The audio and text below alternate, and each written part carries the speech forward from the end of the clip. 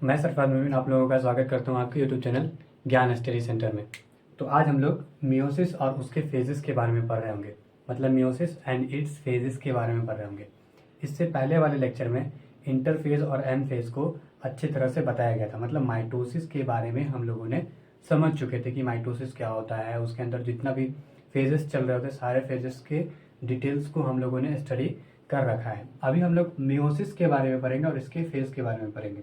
उससे पहले हम लोग क्या करते हैं ना कि माइटोसिस से मियोसिस का थोड़ा सा तुलना कर लेते हैं, मतलब कंपेयर कर लेते हैं और वहाँ से कुछ चीज़ें समझने की कोशिश करते हैं कि माइटोसिस से कैसे अलग होता है मियोसिस, और हमें मियोसिस पढ़ना क्यों ज़रूरी है, मियोसिस किस तरह का फेज होता है।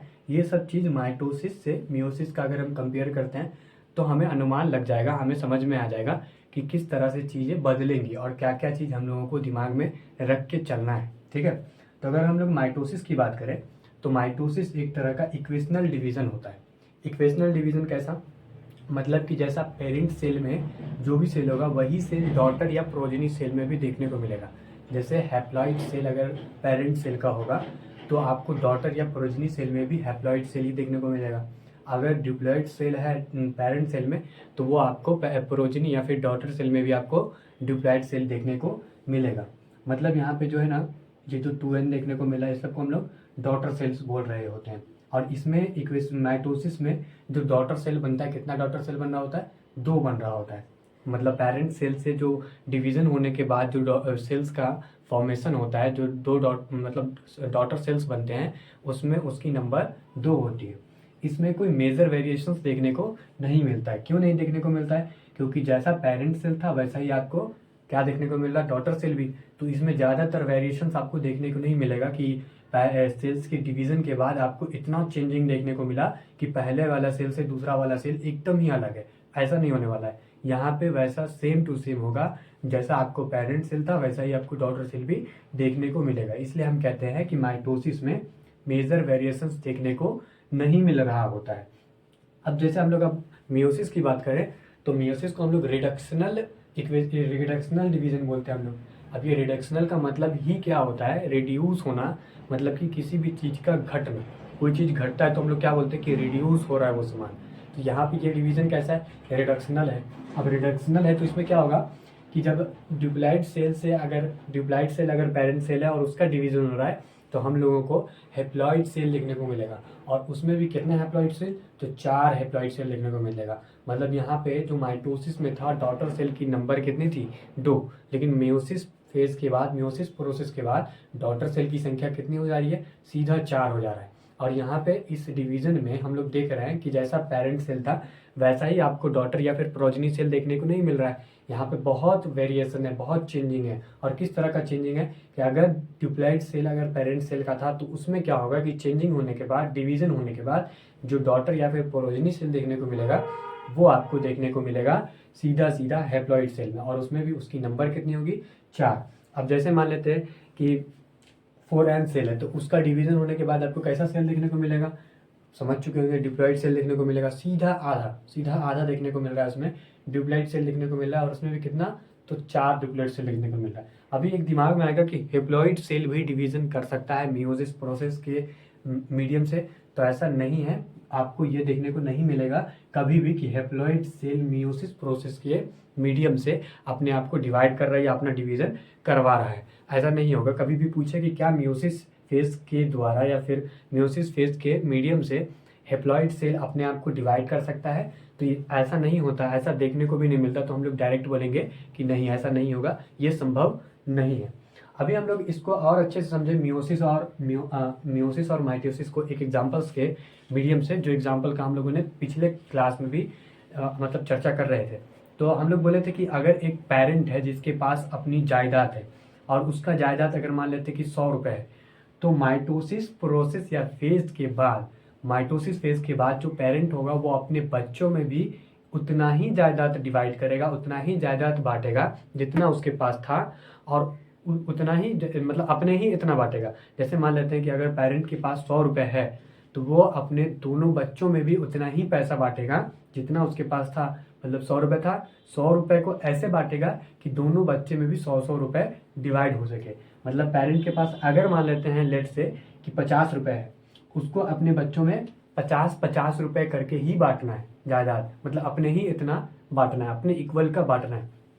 तो क्या करेगा, पहले ये 50 का डबल करके 100 बनाएगा। तो हम लोग देखते हैं कि डीएनए में क्या होता है कि कोई भी ऑर्गेनल अपने सेल के अंदर क्या करता है, अपना रेप्लिकेशन या डुप्लीकेशन कर रहा होता है। क्यों कर रहा होता है? क्योंकि डॉटर सेल में भी सेम ऑर्गेनल सेम अमाउंट में पहुंच सके, कोई ऊपर नीचे ना हो। ऊपर नीचे होगा तो फिर से वहाँ पे साइटोप्लाज्मिक जो रेशियो है वो बिगड़ सकता है। तो वहाँ पे क्या होता है ना कि सब अपने आप को डुप्लीकेशन कर रहा होता है या रेप्लिकेशन कर रहा होता है।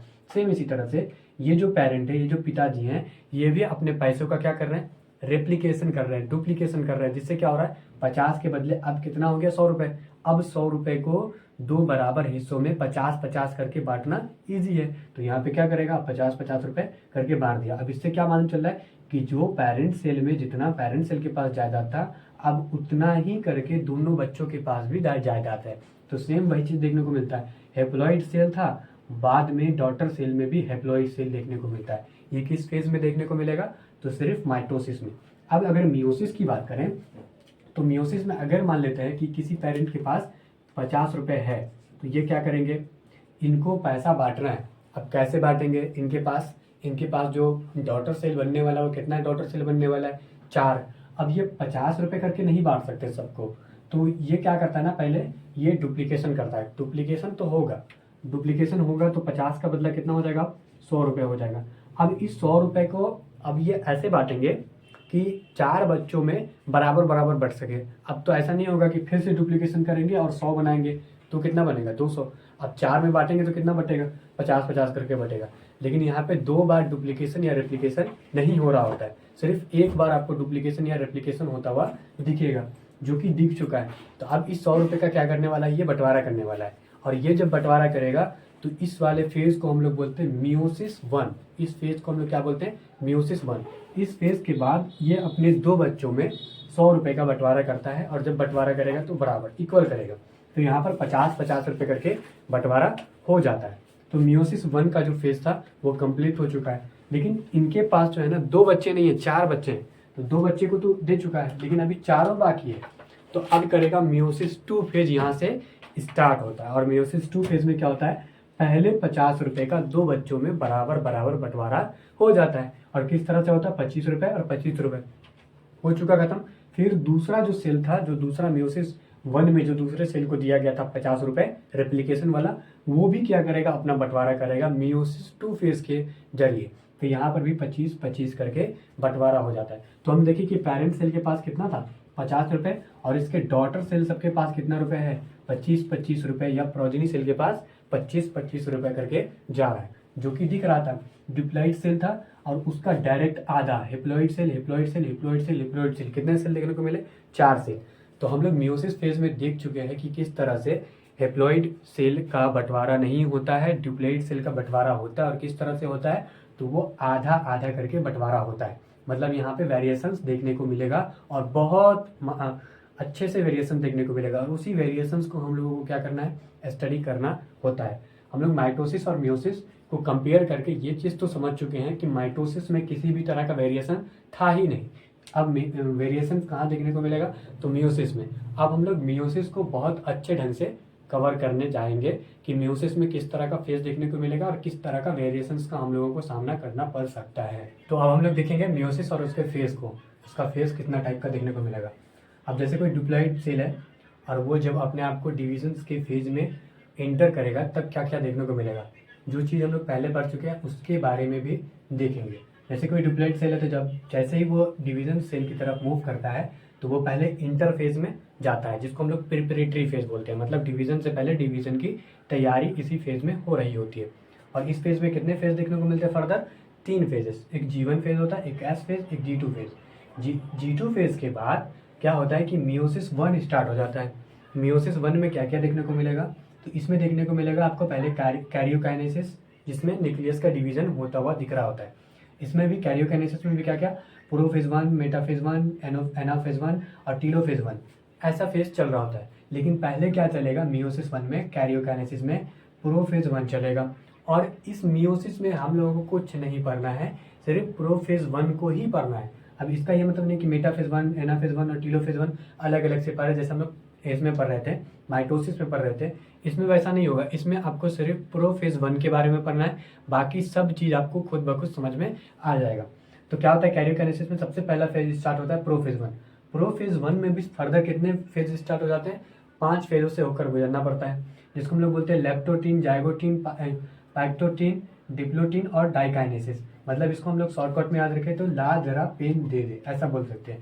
प्रोफेज में फर्दर 5 आपको फेजेस देखने को मिलेगा, जिसको हम लोग मतलब ट्रिक के वाइज से याद रखें तो कैसे बोल सकते हैं हम लोग, ला जरा पेन दे दे। मतलब लेप्टोटीन, जाइगोटीन, पैक्टोटीन, डिप्लोटीन और डाइकाइनेसिस, ऐसा हो गया। जब इतना मतलब लेप्टोटीन से जाइगोटीन वाला फेज कंप्लीट, जाइगोटीन से पैक्टोटीन वाला फेज कंप्लीट, फिर डिप्लोटीन वाला फेज कंप्लीट और फिर डाइकाइनेसिस वाला फेज कंप्लीट, उसके बाद ही इंटर करेगा मेटाफेज 1 में। मेटाफेज 1 के बाद कहाँ जाता है, एनाफेज 1 में। एनाफेज 1 के बाद टीलोफेज 1 में, और टीलोफेज 1 के बाद हो जाता है साइटोकाइनेसिस, मतलब सेल का बंटवारा हो जाता है। अब ये साइटोकाइनेसिस के बाद जो डुप्लॉइड सेल था, अब कितने सेलों में बट गया, हेप्लॉइड सेल में हो गया। हेप्लॉइड सेल मतलब कि एन सेल बन गया, मतलब एन नंबर, दो डॉटर सेल और हेप्लॉइड सेल में डिवाइड हो चुका है। Meiosis 1 complete. मियोसिस 1 के बाद क्या स्टार्ट हो जाता है, मियोसिस 2। मियोसिस 2 में क्या क्या देखने को मिलता है, जैसे हम लोग मियोसिस 2 को ना हम लोग एक और नाम देते हैं इक्वेशनल, मतलब इसमें इक्वेशनल डिवीजन देखने को मिलेगा। मतलब क्या हुआ कि ये जो है ना सिमिलर टू माइटोसिस है, मतलब माइटोसिस की तरह ही इसमें सारा चीज़ देखने को मिलेगा। इसका मतलब ये हुआ कि हम लोग इसको नहीं भी पढ़ेंगे तो चलेगा, क्योंकि माइटोसिस के बारे में तो हम लोग पढ़ चुके हैं कि माइटोसिस में किस किस तरह से चल रहा होता है, फेज में क्या क्या इवेंट देखने को मिल रहा होता है। लेकिन हम लोग फिर से पढ़ लेंगे तो अच्छा ही रहेगा, क्योंकि फिर से हम लोग माइटोसिस को एक बार और अच्छे से समझ सकते हैं कि माइटोसिस में क्या क्या देखने को मिला और मियोसिस 2 में क्या क्या देखने को मिला। क्या दोनों चीज़ सेम है या फिर अलग अलग है। जब हम सेम बोल रहे हैं तो इसका मतलब सेम ही है। इक्वेशनल बोला जाता है, मतलब सिमिलर टू माइटोसिस, माइटोसिस की तरह ही इवेंट होता है। मियोसिस 2 में फिर स्टार्ट होता है कैरियोकाइनेसिस। कैरियोकाइनेसिस के बाद फिर वही चीज़, प्रोफेज 2, मेटाफेज 2, एनाफेज 2, टेलोफेज 2, और इसके बाद इसमें क्या भी हो जाता है, साइटोकाइनेसिस, मतलब फिर से सेल का बंटवारा हो जाता है। और इसमें कितने सेल देखने को मिलेगा, तो 4 डॉटर सेल देखने को मिलेगा और हैप्लॉइड सेल ही होता है। तो हम लोगों ने मियोसिस और उसके फेजों के बारे में देखा, कितना जटिल है ये मियोसिस। इसमें इतने तरह के आप लोगों को वेरिएशंस देखने को मिल रहे होते हैं। इसमें हम लोगों को मेजरली सिर्फ एक ही चीज़ के बारे में पढ़ना है, प्रोफेज 1 के बारे में, ना कि मेटाफेज 1, एनाफेज 1 और टीलोफेज 1, इस सब के बारे में नहीं पढ़ना है। पढ़ना है तो प्रोफेज 1 के बारे में। प्रोफेज 1 में भी फेज चल रहा होता है, लेप्टोटीन, जाइगोटीन, पैक्टीन, डिप्लोटीन और डाइकाइनेसिस, इस सब चीज़ों के बारे में हम लोग पढ़ेंगे। मतलब बोला जाए तो ला जरा पेन दे दे के बारे में हम लोग पढ़ रहे होंगे। इसके अलावा हम लोग सब चीज़ों के बारे में पहले पढ़ चुके हैं। सिग्निफिकेंस ऑफ मियोसिस देख लेते हैं, मियोसिस का कुछ सिग्निफिकेंस देख लेते हैं, क्या क्या चीज़ मियोसिस के बाद देखने को मिलता है। जैसे कि आपको गैमेटोजेनेसिस में या फिर हैप्लॉइड फेज देखने को मिलेगा, मियोसिस के ही प्रोसेस से, मियोसिस फेज की ही बात देखने को मिलता है। अब ये गैमेटोजेनेसिस क्या है, तो इसको तो आप लोग रिप्रोडक्शन वाले चैप्टर में समझोगे, लेकिन यहाँ पर अगर ओवरव्यू समझे, मतलब ऊपर से समझने का कोशिश करें तो एक पेरेंट जो जिसमें मेल और फीमेल का जब स्पर्म या और ओवम एक दूसरे से मीट करता है तब जाके फर्टिलाइजेशन होता है और एक जाइगोट का फॉर्मेशन होता है। तो यहाँ पे जो ह्यूमन बॉडी में जितने भी सेल होते हैं वो होता है डिप्लॉइड सेल, मतलब 2n दोनों होता है। और एक मेल पेरेंट में 46 क्रोमोसोम्स होगा, उसी तरह से फीमेल पेरेंट में भी 46 क्रोमोसोम होगा। और ये जब डिप्लॉइड सेल्स और डिप्लॉइड सेल अगर दोनों मीट कर जाता है एक से, मतलब डिप्लॉइड सेल्स का ही स्पर्म होगा और डिप्लॉइड सेल का ही एग होगा, अगर ये दोनों मीट करेगा, जब दोनों में फर्टिलाइज होगा तो बेबी में जो क्रोमोसोम्स की नंबर देखने को मिलेगा वो कितना था, उसमें था 46, इसमें था 46, इसमें 92 देखने को मिल सकता है। इसलिए क्या होता है यहाँ पर मियोसिस वाला मतलब प्रोसेस देखने को मिलता है, मतलब डिप्लॉइड सेल से पहले हैप्लॉइड सेल बनता है दोनों में ही, और हैप्लॉइड सेल ही दोनों जाकर क्या करता है, मीट करता है, और दोनों मीट करने के बाद जाइगोट बनता है। जाइगोट कैसे सेल का होता है, तो यहाँ पर होता है डिप्लॉइड सेल, मतलब यहाँ पर देखने को सिर्फ आपको 46 क्रोमोसोम्स ही देखने को मिलेगा। तो ये कैसे संभव हुआ, तो ये मियोसिस प्रोसेस से संभव हुआ। मियोसिस प्रोसेस अगर नहीं होता तो हम लोग क्या करते कि हम लोगों में बहुत सारा वेरिएशन देखने को मिलता है, मतलब पेरेंट कुछ और दिख रहा होता और उसका बेबी कुछ और देखने को मिलता, मतलब पेरेंट सेल कुछ और, डॉटर सेल कुछ और होता। लेकिन ऐसा नहीं होता है। मियोसिस फेज के बाद हम लोग देखते हैं कि जैसा पेरेंट होता है वैसा ही क्या देख रहा होता है, उसका बेबी भी वैसा ही देखने को मिल रहा होता है। तो गैमेटोजेनेसिस में भी या फिर हैप्लॉइड फेज में मियोसिस का हम लोगों को सिग्निफिकेंट देखने को मिलेगा। Induce variation which are important for evolve, कुछ मतलब हम लोगों में क्या होता है कि बहुत सारा इंड्यूस करता है अपने प्रभाव से, मियोसिस अपने प्रभाव से क्या करता है, बहुत सारे वेरिएशंस को इंड्यूस करता है, और वो वेरिएशन जो है हमारे इवॉल्व में, हमारे इवोल्यूशन में क्या करता है, बहुत बड़ा महत्वपूर्ण रोल अदा करता है। अगर ये इवोल्यूशन नहीं होगा तो शायद मनुष्य जाति कभी भी खत्म हो सकता है, लेकिन इवोल्यूशन होने के कारण बहुत सारी चीज़ों से मनुष्य जाति क्या करती है, अपने आप को बचाती है। मनुष्य जाति ही नहीं, बाकी जितने भी लिविंग थिंग्स है सभी में इवोल्यूशंस होते हैं और वो अपने आप को क्या करती है, बचाती है। तो इसी तरह से जो वेरिएशन देखने को मिलता है वो कैसे देखने को मिलता है, मियोसिस से, क्योंकि मियोसिस में मेजर वेरिएशंस प्रेजेंट है, बहुत सारे वेरिएशंस देखने को मिल रहे होते हैं, लेकिन माइटोसिस में किसी भी तरह का वेरिएशन नहीं होता। जैसा उसका पेरेंट सेल होगा वैसा ही उसका पोरोजिनी या फिर डॉटर सेल देखने को मिल रहा होता है। अब यहाँ पे क्या होता है कि the number of chromosomes is same in all organism generation over generation, because ये कैसे संभव हुआ, तो मियोसिस के द्वारा। जैसे हम लोग देख रहे थे कि माइटोसिस में 2n था, मतलब डिप्लॉइड सेल था, तो दो सेल बन रहा था, 2 डॉटर सेल, वो भी डिप्लॉइड ही सेल बन रहा था। लेकिन मियोसिस में क्या हो रहा था कि अगर डिप्लॉइड सेल है और उसको जब हम लोग डॉटर सेल या प्रोजेनी सेल में देखते थे तो वो 2n मतलब डिप्लॉइड सेल ना होकर हिप्लॉइड सेल होता था और नंबर में सेम होता था, मतलब नंबर क्या होता था, 4 होता था, और चारों क्या होता था, बराबर जगह पर बट जा रहा था। तो ये कैसे हो रहा था, क्योंकि अगर डिप्लॉइड सेल का कॉपी रेप्लिकेट अगर डिप्लॉइड सेल ही बने तो जितना पेरेंट सेल में क्रोमोसोम होगा उसका दुगुना उसके बच्चों में क्रोमोसोम देखने को मिलेगा। ऐसा नहीं होता है, क्योंकि ऐसा देखने को मियोसिस में नहीं देखने को मिलता है। आपको डिप्लॉइड सेल होगा तो उसका सीधा हाफ हैप्लॉइड सेल होगा, भले नंबर में आगे पीछे मतलब बढ़ जाए, क्योंकि उसको हम लोग क्या करते हैं कि ये करते हैं, मतलब बचाते हैं। जैसे कि 46 क्रोमोसोम अगर पेरेंट सेल में था तो 46 क्रोमोसोम उनके बच्चों में होना चाहिए, इसलिए मियोसिस का फेज हम लोग देख रहे होते हैं सेल के अंदर, ताकि सब चीज़ों का कॉम्बिनेशन बना रहे। अगर कॉम्बिनेशन बिगड़ेगा तो हम लोग बहुत ज़्यादा ही वेरिएशन देखने को मिलेगा, जिससे कि वो भी हमारे लिए क्या होता है, हानिकारक होता है। तो आज के क्लास में बस इतना ही, मियोसिस का इतना ही था। अब हम लोग कल जो पढ़ेंगे वो प्रोफेज 1 में लेप्टोटीन, जो जितना भी लाल जरा पेन दे दे वाला जो था, उस सब चीज़ों के बारे में पढ़ेंगे और ये चैप्टर आपका यहीं पर कंप्लीट हो जाएगा, cell cycle and cell division. तो आज के लिए बस इतना ही, धन्यवाद।